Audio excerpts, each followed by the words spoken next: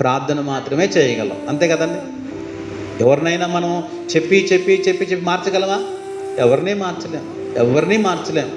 కానీ మనం వారి కొరకు చేసే విజ్ఞాపనే, వారి కొరకు చేసే కన్నీటి ప్రార్థనే ఏదో ఒక రోజు వారిని మార్చిద్దంట. హల్లెలూయా.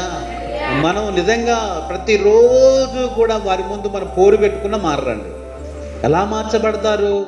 వారి కొరకు మనం చేసే ప్రార్థనే ఏదో ఒక రోజు వారిని మార్చిస్తుంది దేవుని యొక్క వాక్యం ద్వారా. హల్లెలూయా.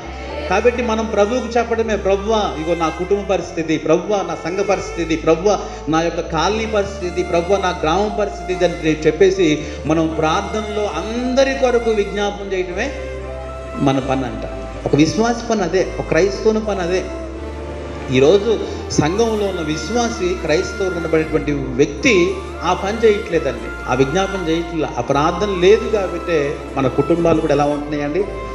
ఏ మాత్రం కూడా కుటుంబాలు ఆశీర్వాదకరంగా, ఆత్మీయంగా, దీవెనకరంగా మన కుటుంబాలు ఉండట్లా.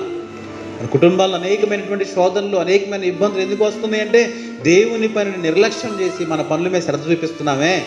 దానిని బట్టే మన కుటుంబాల్లో ఒక్కోసారి అనేకమైన శోధనలు ఎదురు చూస్తూ ఉంటాం.